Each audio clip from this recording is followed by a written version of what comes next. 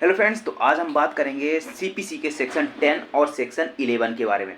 Section 10 बात करता है कि किसी सूट को स्टे कर देने की, यानी कि आपके जो सूट जो है वो पेंडिंग में है और अगर आप कहीं और इंस्टीट्यूट करते हैं तो इंस्टीट्यूट करने से मना नहीं करता, बल्कि आपको क्या कर देता है, वहाँ पे ट्राई करने से रोक देता है, यानी ट्रायल से रोक देता है। वहीं बात करें अगर सेक्शन 11 की, तो वो क्या करता है, आपको किसी नए सूट को इंस्टीट्यूट करने से ही मना कर देता है। इन दो सेक्शन के बारे में हम आज के सेशन में डील करने वाले हैं, सेक्शन 10 और सेक्शन 11 विद केस लॉ। तो बने रहे एंड तक हमारे साथ। चलिए स्टार्ट करते हैं। इस वीडियो को लाइक करें, हमारे चैनल को सब्सक्राइब कर बेल आइकन जरूर प्रेस करें हमारी न्यू वीडियो सबसे पहले देखने के लिए। अब हम बात करते हैं सेक्शन 10 ऑफ सीपीसी की, ठीक है ना। पहले यहाँ पे इसे डिस्कस करते हैं, उसके बाद हम पीडीएफ के फॉर्म में वहाँ पे डिस्कस करने वाले हैं, ठीक है। तो सेक्शन 10 जो है आपका, वो क्या कहता है, अगर आपने क्या किया है, एक केस है, ठीक है, सिविल सूट है, आपने किसी सक्षम अधिकारिता वाले न्यायालय में, यानी कि जिसके पास pecuniary jurisdiction, subject matter jurisdiction, हर तरह के क्षेत्राधिकार था, आपने वहाँ पर क्या कर दिया, उस केस को फाइल कर दिया। और बाद में आपको लगता है कि यहाँ पे बहुत डिले हो रहा है, बहुत टाइम लग रहा है यहाँ पे इस सूट को डिसाइड होने में, तो आपने क्या कर दिया, आपने किसी अन्य न्यायालय में जिसके पास भी यहाँ पे ज्यूरिसडिक्शन था, ठीक है, तो वहाँ पे आपने क्या कर दिया, केस को फाइल कर दिया। जब वहाँ पे आप केस को फाइल करते हैं ना, तो जो जिस कोर्ट में आपने सब्सिक्वेंट फाइल किया है केस को बाद में, तो वहाँ पे कोर्ट क्या करेगा, आप संशोधित करने से तो मना नहीं करता, क्योंकि आपने क्या कर दिया, आपने सिविल सूट को फाइल कर दिया। अब ये क्या होता है, यहाँ पर जो सब्सिक्वेंट कोर्ट है जहाँ पे आपने फाइल किया है, वो क्या कर देगा, वहाँ पे ट्राई करने से मना कर देगा, रोक देगा, यानी कि आपकी जो प्रोसीडिंग है वहाँ पे स्टे कर देगा, और जहाँ पहले आपने फाइल किया था वहाँ पे क्या है, उस केस को चलने दिया जाएगा। ये सेक्शन 10 बात करता है। सेक्शन 10 बेसिकली इतना कहता है कि आपको अगर वो पेंडिंग है मामला, पहले से आपने यहाँ पे फाइल कर रखा है, तो वही चीज़ आपकी चलेगी। अगर आपने कहीं और फाइल कर दिया तो वो क्या कर दिया जाएगा, उसको रोक दिया जाएगा under section 10 of CPC. Section 10 बस इतना ही बात करता है कि आपकी जो प्रोसीडिंग है उसको रोक दिया जाता है, अगर कोर्ट को पता चलता है कि आपने क्या कर दिया, पहले ही फाइल किया है वो ये मामला, ठीक है। ये है आपका सेक्शन 10। अब बात करते हैं सेक्शन 11 की। सेक्शन 11 क्या करता है, अगर आपने कहीं केस को फाइल किया, ठीक है ना, सिविल सूट फाइल किया सक्षम अधिकारिता वाले न्यायालय में, और वहाँ पर आपका जो केस है पूरी तरह से डिसाइड हो चुका, आपके जितने फैक्ट एंड इशू थे, डिस्प्यूट थे, सब कुछ डिसाइड हो गया। अब यहाँ पे क्या होता है कि आप चाहते हो कि यहाँ पे कुछ कम पैसे मिले, या फिर मनी डिक्री के लिए आपने फाइल किया था, मनी डिक्री में आपको कम पैसे मिलने के यहाँ पे ऑर्डर कर दिया गया, और आपको पूरी तरह से जो डिस्प्यूट है वो सॉल्व कर दिया गया, ठीक है, निर्णय हो गया, डिक्री होगी। अब चाहते हो कि आप मुझे कहीं और फाइल करें, या फिर ऐसा हुआ होगा कि आपके फेवर में डिक्री नहीं आई होगी, तो आपने क्या बोला, चलो कहीं और फाइल कर देते, हो सकता है मेरे फेवर में डिक्री आ जाए। तो यहाँ पे क्या होगा, आप जो है कहीं और उसी फैक्ट पर कहीं अन्य न्यायालय में या फिर उसी न्यायालय में सेम फैक्ट पर फिर से वाद नहीं ला सकते हैं। आज जैसे आप देखोगे आर्टिकल 20 क्लॉज 2, वहाँ पे क्या करता है कि अगर एक बार किसी व्यक्ति को पनिशमेंट दिया जा चुका है किसी अपराध के लिए, तो उसी अपराध के लिए दोबारा पनिशमेंट नहीं मिलता। तो यही चीज़ यहाँ पे भी लागू होती है कि यदि आपने किसी फैक्ट पर एक बार यहाँ पे निर्णय करवा लिया किसी न्यायालय से, ठीक है, या फिर आपके फेवर में नहीं आया, तो आप ये नहीं कहोगे कि मैं कहीं और जाके फाइल करूँगा, या फिर से यहाँ पर दोबारा इस केस को फाइल करूँगा, हो सकता है मेरे फेवर में डिक्री आ जाए। तो ऐसा नहीं कर सकते। हाँ, ऐसा कर सकते हो, आप उस चीज़ की अपील कर सकते हो, रिवीजन करवा सकते हो, ये चीज़ हो सकती है, लेकिन उसी मामले में उसी पैरेलल जो कोर्ट चल रही है, ठीक है ना, उसी के समानांतर जो कोर्ट है, उसी उतनी पावर वाली, वहाँ पे आप फाइल नहीं कर सकते हैं दोबारा। इस चीज़ को वार करता है सेक्शन 11, रेस्ट जुडिकाटा अप्लाई हो जाता है यहाँ पर। ये चीज़ आती है आपकी सेक्शन 10 और सेक्शन 11। सेक्शन 10 क्या है कि यहाँ पे स्टे कर दिया था सूट को, और यहाँ पे क्या कर दिया जाता है सेक्शन 11 में कि आपका जो नया इंस्टीट्यूट करना चाहते हो उससे ही मना कर दिया जाता है कि आपका एक बार डिसाइड हो चुका है, तो आप फिर से इस चीज़ को यहाँ पे इसी फैक्ट के लिए, फैक्ट इशू जो भी डिस्प्यूट है उस चीज़ के लिए बाद में आप सूट फाइल नहीं कर सकते हो। ये आपकी सेक्शन 10 और 11 बात करता है। अब यहाँ पे केस लॉ मैगजीन क्या है, इसके बारे में हम यहाँ पे अब डिस्कस करते हैं, ठीक है। अब बात करते हैं सेक्शन 10 की, ठीक है। सेक्शन 10 से स्टार्टिंग करते हैं, तो यहाँ पे सबसे जिसकी हेडिंग क्या कहती है, वाद का रोक दिया जाना, यानी कि जो प्रोसीडिंग चल रही है ना आपकी जो सूट में, उसको स्टे कर दिया जाना। अब इसको मैगजीन में देखें तो रेस सब जुडाइज इसको बोला जाता है, अर्थात आपका पहले से मामला पेंडिंग में है और आपने क्या कर दिया, दूसरा मामला वही मामला, ठीक है, दूसरी कोर्ट में या फिर उसी कोर्ट में उसी फैक्ट एंड इशू पर आपने फिर से मामला संसित कर दिया। तो अगर मामला आपने संसित तो कर दिया, यानी पेश तो कर दिया, लेकिन जहाँ पे मामला आपने दूसरी बार पेश किया है ना, वो क्या करेगी, वो कोर्ट आपके जो मामला है उसको स्टे कर देती है, यानी रोक देती है। क्यों रोकती है? क्योंकि भाई आपने तो पहले से ही मामले को क्या किया हुआ है, दूसरी कोर्ट में या फिर सक्षम न्यायालय वाले कोर्ट में आपने पहले से पेश किया हुआ है और वो अभी तक डिसाइड हुआ नहीं है, और आप चाहते हो कि हो सकता है कि यहाँ पे मामला जल्दी डिसाइड हो जाए, इसलिए दूसरी जगह आपने कर दिया। तो ऐसा कुछ भी नहीं होगा। अगर जो दूसरी कोर्ट है ना, जहाँ पे आपने दूसरी मामले फाइल किए हैं, वो क्या कर दिया जाएगा, उस कोर्ट के द्वारा उस मामले पर स्टे दे दिया जाएगा। ठीक है, ये होता है रेस सब जुडाइज। अब यहाँ पे जो एक केस था पीसी जयरथ, यहाँ पे रयरथ लिखा है, जयरथ होगा, पीसी जयरथ बनाम अमृत जयरथ, 1966 का मामला था, 1966 का मामला था, जिसमें कहा गया था कि अगर सेक्शन 10 के तहत मामले को स्टे किया गया है, ठीक है, मामले को स्टे किया गया है किस बेस पे, रेस सब जुडाइज के बेस पे, और आप चाहते हो अपील करना, तो आप अपील नहीं कर सकते। अगर आप अपील करते भी हो ना, तो आपकी अपील जो है वो क्या कर दी जाएगी, डिसमिस कर दी जाएगी, यानी खारिज कर दी जाएगी। क्यों? क्योंकि ये रेस सब जुडाइज के आधार पे ये वहाँ पे क्या किया गया है, खारिज किया गया था आपका मामला। ठीक है, तो यहाँ पे ये चीज़ होगी। अब दूसरी चीज़ यहाँ पे बात करें, जो सेक्शन 10 है, ठीक है, धारा 10 के तहत ना कोर्ट जो है, जो सब्सिक्वेंट कोर्ट है, जिसमें आपने बाद में मामला वही मामला फिर से फाइल किया है, वो दूसरी कोर्ट क्या करेगी, आपका मामला जो है वो खारिज तो नहीं करेगी, ठीक है, यानी कि आपके जो मामला संसित किया है उसको डिसमिस नहीं किया जाएगा। क्या किया जाएगा, आपके मामले में सिर्फ स्टे लगाया जाता है, सिर्फ रोक लगाई जाती है। इसीलिए तो धारा में क्या कहा गया है, वाद का रोक लगाया जाना, वाद में क्या कर दिया जाता है, रोक दिया जाता है, स्टे लगा दिया जाता है। क्यों? क्योंकि जो पहले से मामला आपका पेंडिंग है वो डिसाइड हो जाए। दूसरी चीज़ यहाँ पे क्या कहता है, वाद संसित करने पर रोक, यानी कि आप वाद के संसित करने पर रोक नहीं लगाई जा रही है कि आप सूट को इंस्टीट्यूट नहीं कर सकते।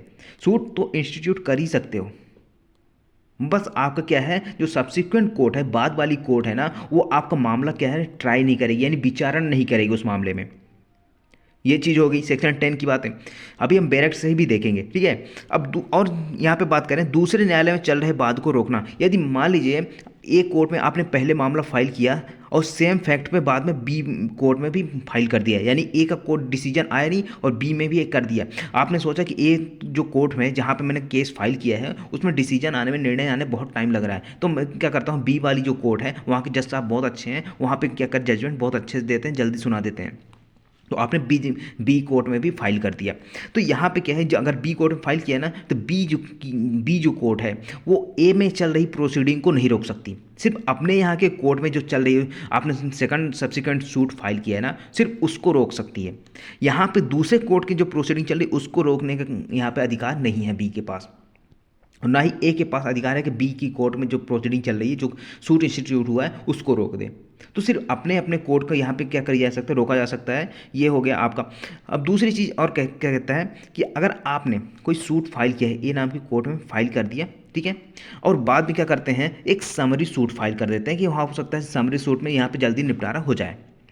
तो आप क्या करते हो, जो ऑर्डर 37 है, ठीक है, ऑर्डर 37 में क्या करते हो, आप यहाँ पे एक समरी सूट फाइल कर देते हो, तो यहाँ पर ये लागू नहीं होता, सेक्शन 10 लागू नहीं होता, रेस सब जुडाइस यहाँ पे अप्लाई नहीं होगा, समरी सूट आराम से चलता रहेगा।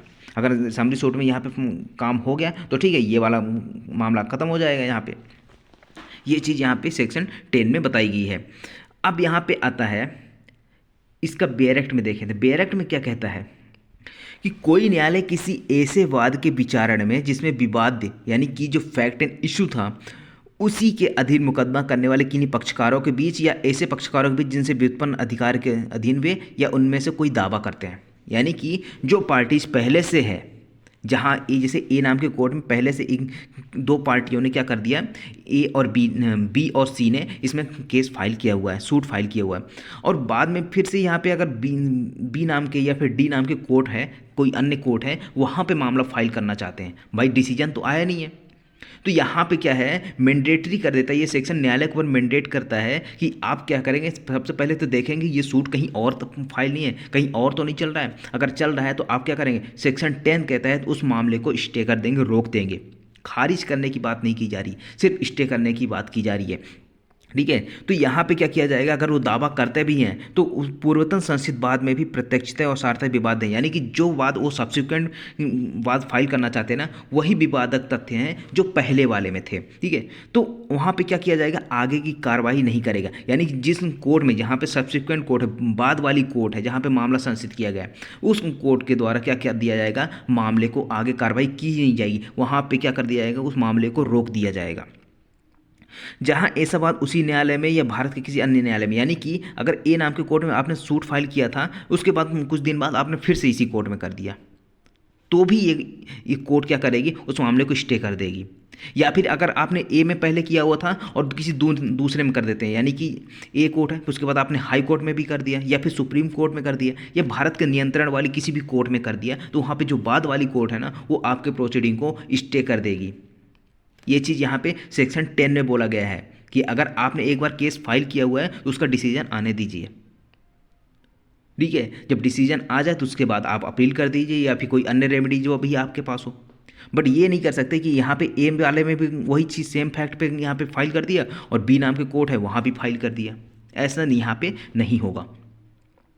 अब यहाँ पे एक स्पष्टीकरण एक्सप्लेनेशन है, अगर मान लीजिए विदेशी न्यायालय है, ठीक है, अगर आपके फॉरेन कोर्ट में जो मामला पेंडिंग में है, तो यहाँ पे ये मना नहीं करता कि अगर फॉरेन कोर्ट में मामला पेंडिंग है तो आप इंडिया में यहाँ पे फाइल नहीं कर सकते, आप इंडिया में भी फाइल कर सकते हो, इंडिया में भी प्रोसीडिंग चलेगी। यहाँ पे सेक्शन 10 यहाँ पे इसको वार करता है कि यहाँ पे इसको रोका नहीं जाएगा।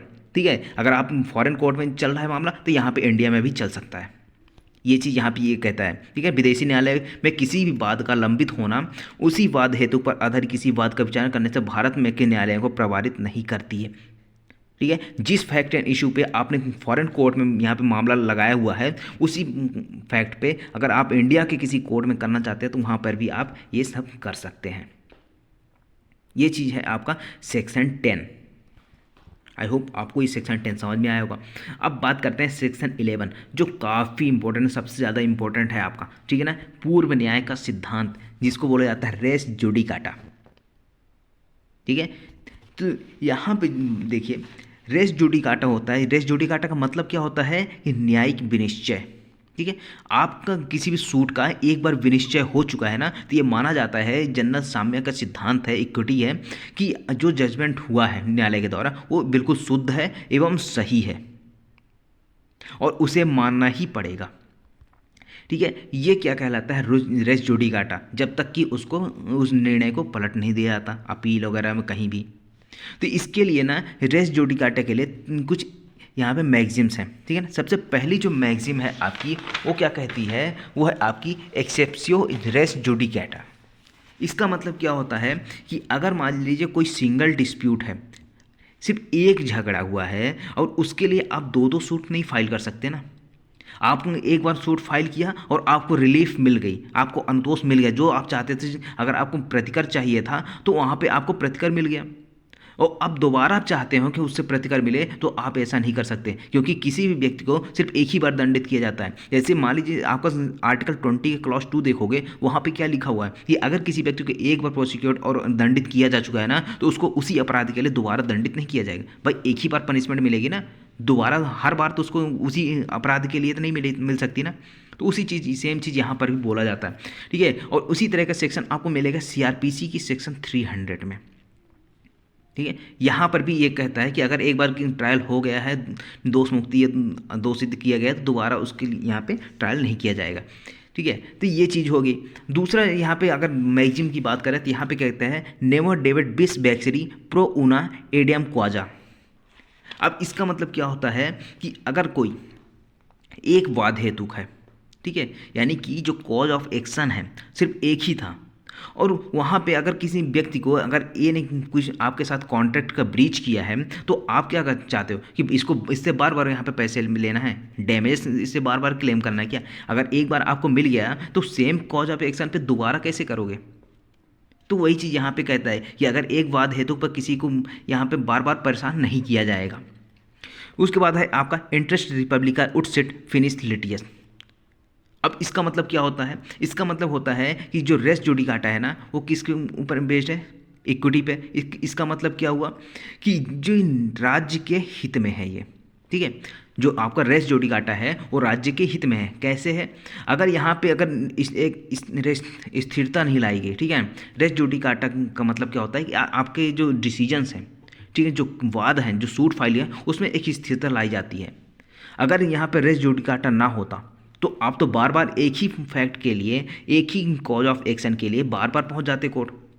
तो यहाँ पे इसी चीज़ को स्थिरता लाने के लिए, अगर कोई निर्णय हुआ है तो उसमें अंतिमता प्रदान करने के लिए, ठीक है ना, फाइनलिटी लाने के लिए यह रेस जुडिकाटा का सिद्धांत अब लाया गया है सीपीसी में। ठीक है, तो ये क्या है? एक राज्य के हित में आधारित यह सिद्धांत है, पूर्व न्याय का सिद्धांत, या फिर इसको बोला जाता है प्राड न्याय का सिद्धांत। उसके बाद नेक्स्ट मैगजीम आता है आपका रेस जुडिकाटा प्रो वर्टिएट ऑक्यूपिटर। इसका मतलब क्या है कि जो न्यायिक निर्णय होते हैं, ठीक है, जो जुडिशियल आपका जजमेंट होता है, विनिश्चय होते हैं, डिटर्मिनेशन होता है यहाँ पे, तो यहाँ पे क्या होगा, उसको सभी व्यक्ति को स्वीकार करना पड़ता है। ठीक है, अगर आपने स्वीकार नहीं किया तो आपके खिलाफ कोई ये कोर्ट की अवमानना हो जाएगी। भाई आप कोर्ट ने कोई आदेश किया और आप मान नहीं रहे, तो यहाँ पे क्या मानना होगा कि जो विनिश्चय हुआ है कोर्ट के माध्यम से वो क्या है, बिल्कुल शुद्ध है और एकदम सही है। ये चीज़ होगी आपकी मैगजीम के माध्यम से, आप इसको नोट डाउन कर ली, ये एग्जाम में पूछा जाता है। अब नेक्स्ट आता है आपका उद्देश्य। अब उद्देश्य की बात करें यहाँ पर, तो जो आपका ये रेस जुडिकाटा है, यानी कि प्राड न्याय का सिद्धांत, ये प्राड न्याय का सिद्धांत क्या कहता है, इसका उद्देश्य क्या है, लाने का वादों का समापन। यदि मान लीजिए कोई कॉज ऑफ एक्शन है और आप अगर रेस जुडिकाटा नहीं होता, ठीक है, प्राड न्याय का सिद्धांत नहीं होता, तो आप तो एक ही कॉज ऑफ एक्शन के लिए, एक ही फैक्ट एंड इशू के लिए बार बार पहुंचते कोर्ट में। तो यहाँ पे क्या होगा, अगर रेस जुडिकाटा है तो इसलिए इसका क्या होता है, वादों का समापन होता है। हाँ, वो अलग चीज़ है कि यहाँ पे क्या होता है कि आपको अपील करने का प्रावधान होता है, रिवीजन करने का प्रावधान होता है, वो अलग चीज़ होती है, रिव्यू होता है। लेकिन यहाँ पे क्या है, पर्टिकुलर जो फर्स्ट इंस्टांस कोर्ट है उसके द्वारा तो वाद का समापन हो गया ना, एक बार जजमेंट होने के बाद। सेम पैरेलल कोर्ट में, समानांतर कोर्ट में या फिर उसी कोर्ट में तो आप उसी फैक्ट एंड इशू पे वाद नहीं ला सकते पुनः। तो यहाँ पे क्या होता है, वादों का समापन होता है। दूसरा उद्देश्य क्या है, एक से अधिक वादों के संस्थित होने से रोकना, यानी कि जो मल्टीसिपिलिटी है, ठीक है ना, मल्टीपल जो यहाँ पे केसेस लाने का उस आपका कॉन्सेप्ट है ना, उसको यहाँ पर रोक दिया गया है कि आप एक जो वाद है, एक डिस्प्यूट है, तो आप एक डिस्प्यूट के लिए एक ही बार वाद लाइएगा, बार बार आप कोर्ट में पहुंचने की ज़रूरत नहीं है। आपको एक बार प्रतिकर मिल गया, ठीक है ना, किसी व्यक्ति को आपने एक बार दंडित करवा दिया तो आपको बार बार उसको परेशान करने का कोई वहाँ पे औचित्य नहीं है, आप बार बार परेशान इसको नहीं कर सकते हैं। नेक्स्ट है आपका ये इक्विटी बेस्ड यहाँ पर रूल है। अगर पूछा जाए कैसा रूल है तो यहाँ पे इक्विटी बेस्ड रूल आपको मिलेगा, साम्य आधारित नियम है ये। उसके बाद आता है न्यायिक विनिश्चयों की स्थिरता, यानी कि अगर जो जुडिशियल आपका जजमेंट होता है, यानी कि न्यायिक विनिश्चय हो गया एक बार किसी भी मामले में, तो उसमें क्या है, स्थिरता प्रदान करना। आप बार बार क्या है वहाँ पे नहीं आ सकते एक ही वाद हेतु के लिए, ठीक है, तो ये क्या होता है, एक स्थिरता प्रदान करता है आपको। उसके बाद आता है एक केस था, कौन सा, सत्यधन घोषल बनाम दार्जिलिंग देवी 1960 का केस है। इसमें क्या बोला गया कि ये जो सिद्धांत है रेस जुडिकाटा का सिद्धांत, ठीक है, प्राड न्याय का सिद्धांत, ये क्या है, स्थिरता को पूर्ण करता है, यानी कि फाइनलिटी लाता है किसी भी जो जजमेंट होता है यहाँ पे कोर्ट के माध्यम से, ठीक है, और आपको क्या है, इसको शुद्ध और सही मानना है। उसके बाद एक केस आता है मुन्नी बीवी बनाम त्रिलोकनाथ 1931 और एक मखीजा प्राइवेट लिमिटेड बनाम इंदौर विकास प्राधिकरण 2005 का मामला है। इसमें क्या बोला गया था कि भाई आपने ए और बी के बीच में जो डिस्प्यूट हुआ था, इन्होंने ये गए कोर्ट में, ठीक है, और यहाँ पे इनके बीच में जो जजमेंट हो गया, सब कुछ हो गया। लेकिन अब दूसरा एक मामला मान लिया जाता है, एक तरफ है ए बी और दूसरी तरफ है बी सी और डी, ठीक है, यानी सी डी और ई है। अब यहाँ पे क्या हुआ, सी डी ई है और इधर क्या कौन है, ए बी, यानी वादी और प्रतिवादी। अब मान लीजिए इनके बीच में मामला चल रहा था, डिसाइड हो गया और बाद में क्या हो जाता है, ए और बी के बीच में डिस्प्यूट हो जाता है, तो भी यहाँ पे रेस जुडिकाटा अप्लाई होगा, यानी कि सह प्रतिवादी हैं, को डिफेंडेंट हैं, ठीक है, या फिर को प्लेंटिफ या को डिफेंडेंट, इन दोनों में भी यहाँ पे जो रेस जुडिकाटा का सिद्धांत है वो लागू हो जाता है यहाँ पे आपका। आ गया समझ में, यानी कि चाहे को डिफेंडेंट हो, ठीक है, चाहे को प्लेंटिफ हो या फिर दोनों पार्टी जो पहले से थे, वादी और प्रतिवादी, ठीक है, प्लेंटिफ और डिफेंडेंट, सभी के बीच में ये जो रेस जुडिकाटा का सिद्धांत अप्लाई हो जाता है। अब आते हैं बेयर एक्ट की तरफ। बेयर एक्ट में देखें अगर हम यहाँ पे, तो क्या कहता है कि कोई भी न्यायालय किसी ऐसे वाद या विवादक का विचारण नहीं करेगा। यहाँ पे क्या लिखा है कि विचारण नहीं करेगा। किसमें? जिसमें प्रत्यक्षतः या सार्थक विवादक उसी विषय हक के अधीन, ठीक है ना, विवादक विषय उसी हक के अधीन मुकदमा करने वाले उन्हीं पक्षकारों के बीच या ऐसे पक्षकारों जिनसे व्युत्पन्न अधिकारों के अधीन वे या उनमें से कोई दावा करते हैं, ठीक है, यानी कि जिनसे जो अधिकार है, जो उत्पन्न हुए थे अधिकार, अगर वो क्या करते हैं, दावा करते हैं, या फिर आपने एक बार यहाँ पे क्या कर दिया, सूट को फाइल कर दिया, आपका डिसीजन हो गया, निर्णय हो गया, और आप फिर से वही उसी मुकदमे को लेकर पहुँच गए कोर्ट के पास, ठीक है। जैसे मान लीजिए ए और बी के बीच में क्या हुआ था, डिस्प्यूट हुआ और ये दोनों कोर्ट पहुँच गए, ठीक है ना, ए कोर्ट पहुंच गया, प्लेंटिफ बन गए, और डिफेंडेंट की कौन बन गया, बी बन गया। अब यहाँ पे जब ए कोर्ट पहुंचा तो ए के फेवर में जजमेंट नहीं आया, निर्णय हो गया लेकिन ए के फेवर में नहीं आया, तो अब ए चाहता है कि मैं दूसरे फिर से यहाँ पे कोर्ट क्या कर दूँ, केस को फाइल कर देता हूँ, हो सकता है मेरे फेवर में जजमेंट आ जाए। तो ऐसे में तो हो सकता है कि कभी इसके फेवर में आए, कभी इसके फेवर में आए। तो इसी चीज़ को रोकने के लिए ना रेस जुडिकाटा का सिद्धांत लाया गया कि यहाँ पे क्या है कि जो सब्सिक्वेंट कोर्ट है, यानी कि एक बार अगर डिसीजन हो गया तो दूसरी बार जब आप केस फाइल करते हैं ना, उसका विचारण ही नहीं करे, विचारण रोक दिया जाएगा न्यायालय के द्वारा। और क्या बोला जाएगा कि आपने क्या कर दिया है, जिस फैक्ट एंड इशू पे आप अभी आ रहे हो ना, ये क्या होगा, ये पहले से आपका डिसाइड हो चुका है। जब अधिकार पहले से डिसाइड हो चुका है कि अगर कोई प्रॉपर्टी के लेकर डिस्प्यूट चल रहा था, प्रॉपर्टी किसकी है, एक बार डिसाइड हो गया तो भाई उसी की प्रॉपर्टी है, और आपको ज़्यादा दिक्कत है उस जजमेंट से तो आप जाके अपील करिए। अपील में कोई रोक नहीं है, अपील में आपका विचारण भी होगा, सब कुछ होगा, वहाँ पे सारे एविडेंस पेश करिए। ये चीज़ हो गई, ठीक है। तो किसी पूर्ववर्ती बाद में भी ऐसे न्यायालय ने प्रत्यक्षतः सार्थक विवाद रहा, यानी जो आप अब ला रहे हो केस को, वही जो फैक्ट था, वही विवादक था, वही डिस्प्यूट पहले वाले में भी था, यानी पूर्ववर्ती बाद में भी था वही विवादक। तो ऐसे पश्चात वाद का या उस वाद का जिसमें ऐसा विवादक बाद में उठाया गया है, विचारण करने में सक्षम था, और ऐसे न्यायालय तो सुना जा चुका था, अंतिम रूप से विनिश्चित किया जा चुका था। यानी कि जो मामला अभी ला रहे हो ना, जिस विवादक पे, जिस फैक्ट एंड इशू पे, उसको पहले ही डिसाइड किया जा चुका है, ठीक है ना, और डिसाइड करने वाला जो कोर्ट था वो बिल्कुल सक्षम था। ये चीज़ ध्यान रखी गई। इसमें सबसे ज़्यादा जरूरी क्या है कि कोर्ट कैसी थी, कॉम्पिटेंट कोर्ट थी। साथ ही साथ जो जजमेंट सुनाए गए वो अंतिम रूप से विनिश्चित किया जा चुका है, यानी कि फाइनल डिसीजन आ चुका है कोर्ट का, और फिर से आप कोर्ट में जाते हैं ना तो आपको क्या कर दिया जाएगा, रोक दिया जाएगा। ये कहलाता है आपका रेस जुडिकाटा, ठीक है। ये तो हो गई आपकी पूरा आपका बेयर एक्ट। अब बेयर एक्ट में देखने से अब इसका स्पष्टीकरण जो है, एक्सप्लेनेशन, इसमें कई एक्सप्लेनेशन दिए हुए हैं, ठीक है ना। यहाँ पे 8 एक्सप्लेनेशन दिया है, स्पष्टीकरण दिया हुआ है, 8 को हम समझेंगे। लेकिन उससे पहले एक चीज़ और जान लीजिए, जो हेवियस कॉर्पस आपने रिट सुनी होगी, ठीक है, हेवियस कॉर्पस, बंदी प्रत्यक्षीकरण, इस पे अप्लाई नहीं होता, रेस जुडिकाटा अप्लाई नहीं होता, इसको ध्यान रखिएगा, ठीक है। तो बंदी प्रत्यक्षीकरण पे ये आपका रेस जुडिकाटा, प्राण न्याय का सिद्धांत, पूर्व न्याय का सिद्धांत, ये अप्लाई नहीं होता है। एग्जाम में पूछा गया क्वेश्चन है। उसके बाद अब आता है आपका स्पष्टीकरण।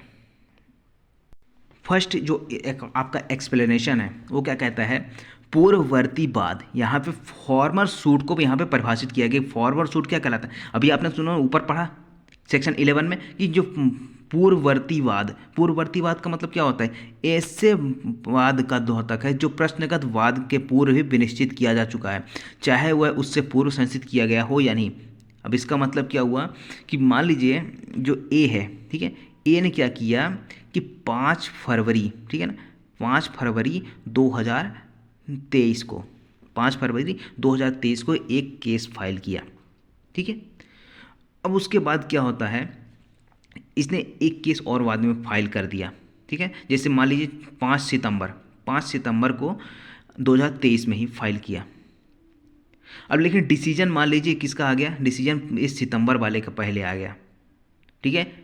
तो सितंबर वाला जो है ना वो फॉर्मर सूट कहलाएगा। भले यहाँ पे क्या किया गया है, पहले 2023 वाला पहले, यहाँ 5 फरवरी वाला पहले पेश किया गया हो, लेकिन जिसका डिसीजन पहले आया है ना वही क्या कहलाएगा, फॉर्मर सूट कहलाता है। दूसरा स्पष्टीकरण क्या कहता है, न्यायालय की सक्षमता का अवधारण ऐसे न्यायालय के निश्चय से अपील करने के क्षेत्र अधिकार विषय किन्हीं उपबंधों को विचार किए बिना किया जाएगा। अब यहाँ पे न्यायालय की कॉम्पिटेंसी की बात करता है, यानी कि जो न्यायालय था जिसमें आपने फॉर्मर सूट फाइल किया हुआ था, यानी पूर्ववर्ती बात सूट फाइल किया था ना, वो कैसी थी, न्यायालय सक्षम थी। ठीक है, न्यायालय का सक्षम होना जरूरी है, यानी कि अगर वहाँ पे उससे कुछ जजमेंट आया ना, उसकी अपील यहाँ पे साधारणतः होती होगी कहीं ना कहीं। इस पर अपील जो किया जा रहा है ना, उस पर ध्यान देने से पहले ही क्या कर लिया जाएगा, कोर्ट की कॉम्पिटेंसी देखा जाएगा। ये हो गया आपका। उसके बाद स्पष्टीकरण नंबर 3 आता है। स्पष्टीकरण नंबर 3 क्या कहता है, ऊपर निर्देशित विषय के पूर्ववर्ती बाद में एक पक्षकार द्वारा अभिकथन और दूसरे द्वारा अभिव्यक्त विवक्षित रूप में प्रत्याख्यान या स्वीकृति आवश्यक है। अब जब ऊपर निर्देशित विषय के पूर्ववर्ती बाद में, यानी कि जो आप अभी ला रहे हो, ठीक है ना, सब्सिक्वेंट सूट ला रहे हो बाद में, अब जो वहाँ पे क्या कर रहे हो, अभिकथन कर रहे हो, जो स्टेटमेंट दे रहे हो, वही चीज़ आपने क्या किया था, पहले वाले पूर्ववर्ती बाद में आपने वो स्टेटमेंट दिए हुए थे। और हो सकता है आपने जो अभिव्यक्त किया हो, जो आपने बोला हो, उसको सामने वाला ने या तो एडमिट किया होगा या प्रत्याख्यान यानी मना किया होगा। वही चीज़ आप फिर से लाना चाहते हो तो ये चीज़ यहाँ पे आ जाएगा। ठीक है ना। स्पष्टीकरण नंबर 4, ऐसे किसी विषय के बारे में जो ऐसे पूर्ववर्ती बाद में प्रतिरक्षा या आक्रमण का आधार बनाया जा सकता था, बनाया जाना चाहिए, यह समझा जाए कि वह ऐसे बाद में प्रत्यक्ष से सारतः विवाद रहा है। यानी कि अब प्रतिरक्षा और आक्रमण ये किसके लिए बोला गया है, प्रतिरक्षा किसके लिए बोला जाएगा, डिफेंडेंट के लिए। ठीक है ना, जो प्रतिवादी है भाई वो अपना प्रतिरक्षा करेगा ना, और आक्रमण कौन करता है, यानी अटैक कौन करेगा, जो वादी है। वादी अटैक करेगा ना, उस पर आरोप लगाएगा, उसका प्रतिरक्षा कौन करेगा, डिफेंडेंट करेगा। ठीक है, तो जो आप यहाँ पे अटैक कर रहे हो, जो भी यहाँ पे प्रतिरक्षा कर रहे हो ना, वो चीज़ आप पहले भी कर सकते थे। अगर आप कहते हो कि हमने ये सारी चीज़ नहीं की थी, तो ये अटैक नहीं किया था, हमने ऐसा आरोप नहीं लगाया था, तो अब लगा रहे हैं इसलिए, तो ऐसा आप नहीं कर सकते। क्यों, क्योंकि आप उस टाइम भी ये सारी चीज़ें कर सकते थे। आपके पास कोई रजिस्टर्ड बिल थी, आपने बिल पेश तो कर दिया, ठीक है ना, पहले वाले जो आपकी सूट था, ठीक है, उसमें क्या कर दिया, पूर्ववर्ती बाद में आपने बिल पेश कर दिया। ठीक है, और सब्सिक्वेंट जो सूट है वहाँ पे क्या कर दिया, आप बोल रहे हो कि हमारे पास रजिस्टर्ड बिल है। भाई अगर रजिस्टर्ड बिल थी तो आपको पहले पेश करना चाहिए था। ठीक है, तो ये आपके यहाँ पे रेस जुडिकाटा अप्लाई हो जाएगा। उसके बाद आता है नेक्स्ट क्या कहता है कि स्पष्टीकरण नंबर 5, वाद पत्र में वाद किया गया कोई अनुतोष। ठीक है, यानी कि वाद पत्र में कोई दावा किया गया, यहाँ पे दावा होगा, ठीक, दावा किया गया कोई अनुतोष जो डिक्री द्वारा अभिव्यक्त रूप से नहीं दिया गया है, डिक्री में अभिव्यक्त रूप से नहीं दिया गया, इस धारा के प्रयोजन के लिए नामंजूर कर दिया गया, समझा जाएगा। यानी कि आपने क्या किया, वाद पत्र में 2 रिलीफ मांगे, 2 अनुतोष मांगे। ठीक है, एक के बारे में कोर्ट ने क्या कर दिया, एक के बारे में आपके फेवर में दे दिया या फिर आपके अगेंस्ट में जो भी है, और दूसरा रिलीफ आपने जो मांगा था उसके बारे में कोर्ट ने कुछ नहीं कहा।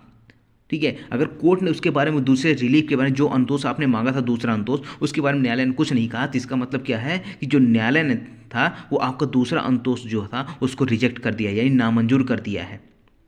और आप इसके आधार पर अगर दूसरा सूट लाते तो उसमें भी रेस जुडिकाटा अप्लाई हो जाएगा, आप फाइल नहीं कर पाओगे। ठीक है, अगर यहाँ पे क्या मान लिया गया, यहाँ पे डीम्ड डिक्री मान लिया गया है कि भाई वहाँ पे ऐसा माना जा रहा है कि न्यायालय ने नामंजूर कर दिया है, न्यायालय को नहीं देना था आपको रिलीफ, इसलिए उसने नहीं दिया। उसके बाद आता है स्पष्टीकरण नंबर 6। स्पष्टीकरण नंबर 6 क्या कहता है, प्रतिनिधिवाद का प्रभाव सभी हितबद्ध व्यक्ति, यानी कि अगर मान लीजिए 15 लोग हैं, ठीक है, 15 लोग सूट फाइल करना चाहते हैं बी के खिलाफ, तो यहाँ पे जो 15 लोग हैं उनमें से सभी ने डिसाइड किया है कि भाई हम सब लोग तो जाएंगे नहीं, हमारी ओर से कौन चला जाए, एक ए नाम का बंदा है उसको हम भेज देते हैं, वो हमारा सूट लड़ेगा। ठीक है ना, हमारा वाद दाखिल करेगा और सूट लड़ेगा, जो भी जजमेंट होगा क्या होगा, अगर ए और बी के बीच में जो जजमेंट आएगा ना इन 15 पे अप्लाई हो जाएगा। ये क्या कहलाता है, प्रतिनिधिवाद, यानी कि एक रिप्रेजेंटेटिव यहाँ पे खड़ा कर दिया गया है कि हमारी ओर से इतने सारे लोग हैं, हमारी ओर से कोई एक व्यक्ति चला जाए। जब यहाँ पे एक व्यक्ति चला गया और यहाँ पे अगर जजमेंट आता है ए और बी के मध्य, तो जो जजमेंट आएगा ना उन सभी को मानना पड़ेगा, 15 लोगों को। ठीक है, क्योंकि इन्होंने ही तो अपॉइंट किया है कि हमारे बिहाफ पे कोई एक खड़ा हो जाए, एक लीडर चुन लिया इन्होंने। तो ये चीज़ हो गई रिप्रेजेंटेटिव सूट के बारे में। तो यहाँ पर भी अगर यहाँ पे जजमेंट सभी पे भारी वो आ रहा है ना, सभी 15 लोगों पे अगर प्रभाव डाल रहा है, अप्लाई हो रहा है, सभी को मानना पड़ेगा। अगर वो चाहते हैं इस पर फिर से अगर सूट फाइल करना चाहता है उसमें से कोई, तो उस पर रेस जुडिकाटा अप्लाई हो जाएगा। भाई आपको पहले से ऑब्जेक्शन फाइल करना चाहिए था ना, पहले वाले सूट में ही। तो ये चीज़ यहाँ पे है। उसके बाद स्पष्टीकरण नंबर 7, रेस जुडिकाटा निष्पादन कार्रवाई पर लागू है, यानी निष्पादन कार्रवाई कहाँ पे है, किस ऑर्डर पे है। ऑर्डर 21 आप देखोगे ना, तो निष्पादन की पूरी 106 यहाँ पे रूल्स बताए गए हैं, पूरा निष्पादन कार्रवाई से संबंधित है। तो यहाँ पे अगर जो रेस जुडिकाटा है ना, वो निष्पादन कार्रवाई पे हो भी लागू होता है, एग्जीक्यूशन पे। ठीक है, तो एग्जीक्यूशन कितने, अगर मान लीजिए डिग्री होती है तो डिग्री के कितने वर्ष के भीतर आप उसका एग्जीक्यूशन करवा सकते हो। 12 वर्ष आपके पास टाइम रहता है, आप उसको क्या करवा सकते हो, उसका एग्जीक्यूशन करवा सकते हो। ये चीज़ हो गई। उसके बाद आता है सीमित अधिकारिता वाला न्यायालय पश्चातवर्ती मामले को सुनने के लिए सक्षम नहीं है, फिर भी रेस जुडिकाटा लागू होगा। अब ये चीज़ क्या होती है, ये थोड़ा बहुत इंपॉर्टेंट है, समझ में नहीं आता है। ठीक है, अब यहाँ पे देखिए इसका एग्जाम्पल देते हैं। अब एक ए नाम का व्यक्ति था और एक बी नाम की व्यक्ति था। ठीक है, एक प्रॉपर्टी था। ठीक है, अब ये प्रॉपर्टी कैसी थी, डिस्प्यूटेड थी। ठीक है, 15 लाख रुपए की प्रॉपर्टी थी। कब थी, मान लीजिए 1990 में। 1990 में कितने की प्रॉपर्टी थी, 15 लाख की। अब ये जो 15 लाख की प्रॉपर्टी थी, इसका जुरिस्डिक्शन किसके पास था, सी नाम के कोर्ट के पास था जुरिस्डिक्शन। यानी कि इसके पास मान लीजिए 20 लाख रुपए तक के मामले को सुनने की अधिकारिता थी। ए ने केस फाइल किया कि बी ने हमारी प्रॉपर्टी पे कब्जा कर लिया है। तो जब यहाँ पे सी क्या किया, पूरा मामले को सुना और पूरा डिसाइड करने के बाद क्या बोल दिया, ये जो प्रॉपर्टी है भाई बी की ही है। बी को क्या मिली थी, ये गिफ्ट में मिली थी, दान में दिया गया था। इसको पूरे पास, इसके पास कागज़ हैं पूरे रजिस्टर्ड, जो यहाँ पे गिफ्ट के वो बने हुए हैं ना, डॉक्यूमेंट बनाए गए हैं, वो बी के पास है। ए के पास ऐसा कोई डॉक्यूमेंट है नहीं। ठीक है, तो यहाँ पे ये डिसाइड हो गया। अब बाद में पता चला, बाद में मान लीजिए 2024 आया। ठीक है, 2024 में फिर से ए खड़ा हुआ, बोला कि भाई जो 15 लाख की प्रॉपर्टी थी ये डिस्प्यूटेड थी, और जो जजमेंट दिया गया था सी के द्वारा। ठीक है, अब भाई अब जो इस प्रॉपर्टी की कीमत तो बढ़ेगी भाई। 2024 में मान लीजिए ये प्रॉपर्टी होगी 50 लाख रुपए की। ठीक है, अब 50 लाख की प्रॉपर्टी होगी और ए कहता है कि भाई सी ने जो जजमेंट सुनाया था उसको तो अधिकारिता ही नहीं है। भाई प्रॉपर्टी की वैल्यू बढ़ी तो सी की अधिकारिता तो मान लीजिए इतनी नहीं होगी, मान लीजिए ज़्यादा होगी, 30 लाख हो जाएगी। अगर 30 लाख हो गई तो यहाँ पर क्या हो जाएगा, इसकी अधिकारिता नहीं है, तो यहाँ पर क्या होगा, रेस जुडिकाटा अप्लाई नहीं होना चाहिए। लेकिन फिर भी यहाँ पे क्या होगा, रेस जुडिकाटा अप्लाई हो जाएगा। यानी कि अगर सीमित अधिकारिता है उसके पास, लिमिटेड जुरिस्डिक्शन है भाई उसके पास, तो यहाँ पर भी क्या हो जाएगा, लागू हो जाएगा रेस जुडिकाटा। ठीक है, आई होप आपको समझ में आया होगा। मिलते हैं अगले लेक्चर में।